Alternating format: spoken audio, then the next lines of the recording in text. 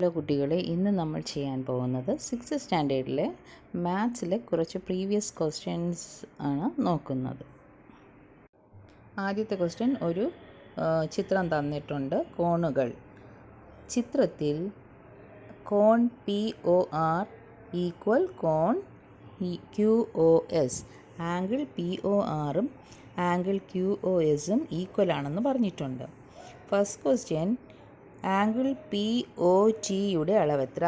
കോൺ POTയുടെ അളവെത്ര?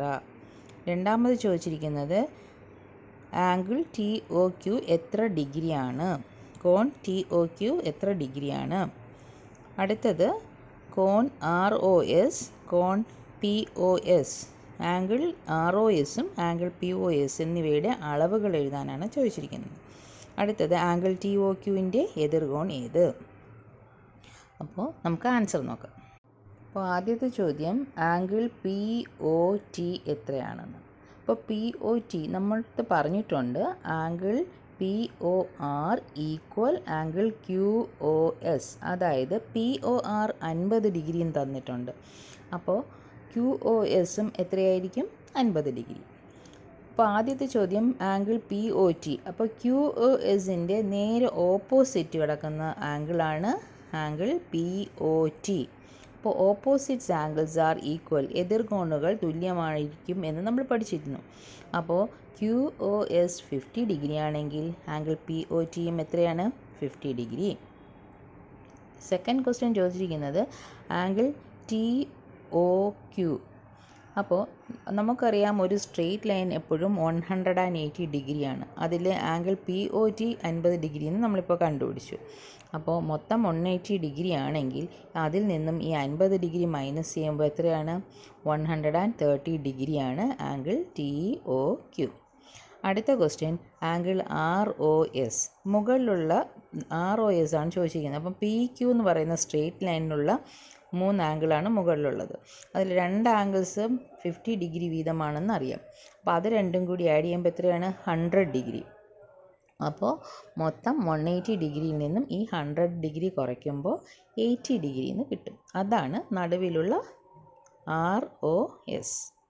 അപ്പോൾ ഏതൊക്കെ ആംഗിൾസ് ആഡ് ചെയ്യണം? Angle POR plus angle QOS. 50 + 50 എത്രയാണ്? 100 എന്ന് കിട്ടും. അപ്പോൾ ആ 100 180ൽ നിന്ന് മൈനസ് ചെയ്യുമ്പോൾ 80 ഡിഗ്രി. അതാണ് ആംഗിൾ ROS. ഇനി ചോദിച്ചിരിക്കുന്നത് ആംഗിൾ TOQവിൻ്റെ ഓപ്പോസിറ്റ് ആംഗിൾ ഏതാണെന്നാണ്. അപ്പോൾ TOQയുടെ നേരെ ഓപ്പോസിറ്റ് ഏതെന്ന് നോക്കൂ, ആംഗിൾ POS. സെക്കൻഡ് ക്വസ്റ്റ്യൻ, സംഖ്യകൾ. ആദ്യത്തെ ചോദ്യം, 2 × 2 × 3. ഇത് ഒരു സംഖ്യയെ അഭാജ്യ സംഖ്യകളുടെ ഗുണനഫലമായി എഴുതിയിട്ടുള്ളതാണ്. സംഖ്യ ഏത്? അടുത്ത ചോദ്യം, 36 = 2 × 18. ഇതുപോലെ 36 എന്ന സംഖ്യയെ മറ്റു 2 സംഖ്യകളുടെ ഗുണനഫലമായി എഴുതുക. അടുത്ത ചോദ്യം, 150നെ അഭാജ്യ സംഖ്യകളുടെ ഗുണനഫലമായി എഴുതുക. നെക്സ്റ്റ് ക്വസ്റ്റ്യൻ, 100 = 2 × 2 × 5 × 5 ആയാൽ ആകെ ഘടകങ്ങളുടെ എണ്ണം എത്ര? പട്ടികപ്പെടുത്താതെ കണ്ടുപിടിക്കാനുള്ള മാർഗം എന്ത്? അപ്പോൾ ആദ്യത്തെ ചോദ്യം എന്ന് പറയുന്നത് 2 × 2 × 3. ഇത് പ്രൈം നമ്പേഴ്സിൻ്റെ മൾട്ടിപ്ലിക്കേഷനായിട്ടാണ് തന്നിട്ടുള്ളത്. അപ്പോൾ ഏതോ ഒരു നമ്പറിൻ്റെ പ്രൈം നമ്പേഴ്സ് മൾട്ടിപ്ലിക്കേഷൻസ് ആണ് ഈ തന്നിട്ടുള്ളത്. അപ്പോൾ ആ നമ്പർ ഏത് എന്നാണ് ചോദിച്ചിട്ടുള്ളത്. അപ്പോൾ ഏതായിരിക്കും? നമ്മളിത് മൂന്നും കൂടി മൾട്ടിപ്ലൈ ചെയ്താൽ മതി. 2 2s are 4, 4 × 3 12. അപ്പോൾ 12 ആണ് ആൻസർ. നമുക്ക് C ആണ് ആൻസർ, 12.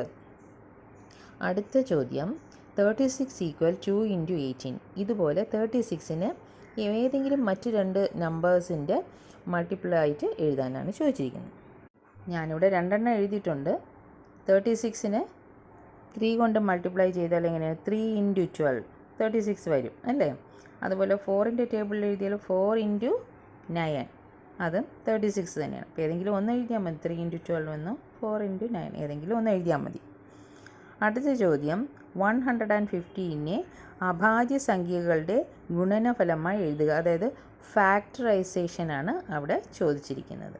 അപ്പോൾ 150 എങ്ങനെ ചെയ്യാം? 2 ഏറ്റവും ചെറിയൊരു നമ്പർ കൊണ്ട് നമുക്ക് ഫാക്ടറൈസ് ചെയ്യാം. അപ്പോൾ 2 അപ്പോൾ 75 ടൈംസ് വരും. അത് താഴെ എഴുതുക.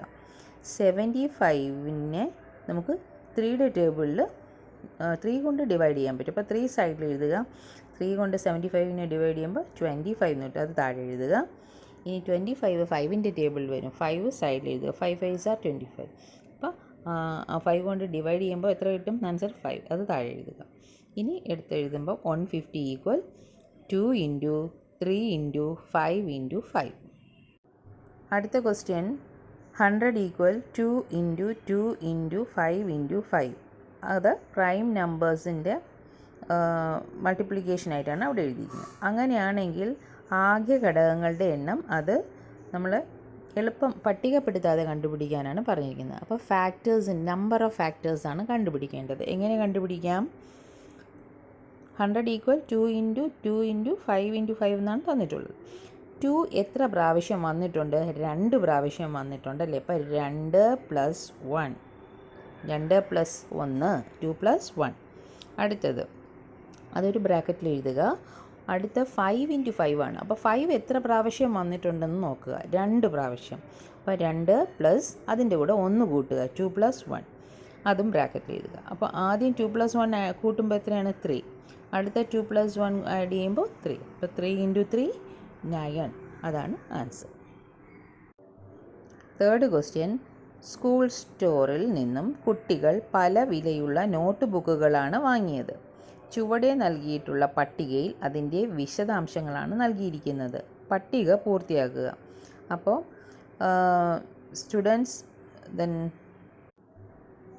Children's boat notebooks of different costs from the school store. The details are given below. ഒരു ബോക്സിൽ കുറച്ച് ഡീറ്റെയിൽസ് തന്നിട്ടുണ്ട്. കുട്ടികളുടെ എണ്ണം അതിന് n എന്ന് കൊടുക്കാം. Number of children n. ഒരു ബുക്കിൻ്റെ വില കോസ്റ്റ് ഓഫ് 1 ബുക്ക് p. ആകെ വില ടോട്ടൽ കോസ്റ്റ് t എന്ന് കൊടുക്കാം. അപ്പോൾ ആദ്യം എന്താണ് തന്നിരിക്കുന്നത്? കുട്ടികളുടെ എണ്ണം എത്രയാണ്? 30 അല്ലേ? ഒരു ബുക്കിൻ്റെ വില 20. അപ്പോൾ ആകെ വില എങ്ങനെ കാണും? 30 ഇൻറ്റു 20. അതങ്ങനെ നമുക്ക് ആൻസർ ഒന്നും എഴുതണ്ട, അങ്ങനെ എഴുതി അതാണ് ആൻസർ. അടുത്തത് 35. ഒരു ബുക്കിൻ്റെ വില 15. അപ്പോൾ അതെങ്ങനെയാണ്? 35 ഇൻറ്റു 15. അടുത്തത് തന്നിട്ടുള്ളത് കുട്ടികളുടെ എണ്ണം n എന്ന് തന്നിട്ടുണ്ട്. ബുക്കിൻ്റെ വില തന്നിട്ടില്ല. ടോട്ടൽ കോസ്റ്റ് എങ്ങനെ തന്നിട്ടുണ്ട്? n into 10. n into 10. അപ്പോൾ എങ്ങനെയാണ് ഈ 10 വന്നത്? ഒരു ബുക്കിൻ്റെ വിലയാണ് 10. അങ്ങനെയല്ലേ n ഇൻറ്റു 10 എന്ന് വന്നത്. അപ്പോൾ നമുക്ക് ആ ഡാഷിൽ എന്തെഴുതാം? 10 എന്ന് എഴുതാം. ഒരു ബുക്കിൻ്റെ വില 10. അപ്പോൾ മൊത്തം വില n ഇൻറ്റു 10. അടുത്തത് നോക്കിക്കേ. കുട്ടികളുടെ എണ്ണം n, ബുക്കിൻ്റെ വില p എന്ന് തന്നിട്ടുണ്ട്. അപ്പോൾ ആകെ വില എങ്ങനെ കാണും? n into p. അടുത്ത ക്വസ്റ്റ്യൻ പട്ടികയിൽ നിന്നും കണ്ടെത്തിയ ബന്ധങ്ങൾ ഉപയോഗിച്ച് n, p, t എന്നീ അക്ഷരങ്ങൾ തമ്മിലുള്ള ബന്ധങ്ങൾ എങ്ങനെയെല്ലാം എഴുതാം? റിലേഷൻഷിപ്പ് എഴുതാനാണ്. Relationship between n, p, t. n into p equal t. n എങ്ങനെ കാണും? n equal t by p. p എങ്ങനെ കാണും? p equal t by n. അടുത്ത ചോദ്യം നിറയെ വെള്ളമുള്ള ചതുരാകൃതിയായ ഒരു പാത്രത്തിൻ്റെ അകത്തെ നീളം 50 സെൻറ്റിമീറ്റർ, വീതി 40 സെൻറ്റിമീറ്റർ, ഉയരം 20 സെൻറ്റിമീറ്റർ ആണ്. ഈ പാത്രത്തിൻ്റെ ഉള്ളളവ് എത്ര? അപ്പോൾ വോളിയം ആണ് ചോദിച്ചിരിക്കുന്നത്. രണ്ടാമത് ഇതിൽ നിന്നും 10 ലിറ്റർ വെള്ളം മറ്റൊരു പാത്രത്തിലേക്ക് മാറ്റുന്നു. ഈ പാത്രത്തിൽ ഇനി എത്ര ഉയരത്തിൽ വെള്ളമുണ്ടാകും? അടുത്ത ചോദ്യം 30 ലിറ്റർ ഉള്ളളവുള്ള ചതുരാകൃതിയായ ഒരു പാത്രത്തിൻ്റെ നീളം, വീതി, ഉയരം ഈ ഒരു സെറ്റ് അളവുകൾ എഴുതുക എന്നാണ് ചോദിച്ചിരിക്കുന്നത്. അപ്പോൾ നമുക്ക് നോക്കാം. ആദ്യം ചോദിച്ചിരിക്കുന്നത് ഉള്ളളവ്, അതായത് വോളിയം. വോളിയം കാണേണ്ട formula V equal L into B into H. നീളം ഗുണം വീതി ഗുണം ഉയരം. അപ്പം നീളം എത്രയാണ്? 50 സെൻറ്റിമീറ്റർ, പിന്നെ വീതി 40 സെൻറ്റിമീറ്റർ, ഉയരം 20 സെൻറ്റിമീറ്റർ എന്ന് തന്നിട്ടുണ്ട്. L equal 50 centimeter, D equal 40 centimeter, H equal 20 centimeter. അപ്പോൾ വോളിയം എങ്ങനെ കാണാം? ഇത് മൂന്നും കൂടി മൾട്ടിപ്ലൈ ചെയ്താൽ മതി. 50 × 40 × 20. അപ്പോൾ ആൻസർ 40,000 സെൻറ്റിമീറ്റർ ക്യൂബ്, 40,000 ഘന സെൻറ്റിമീറ്റർ.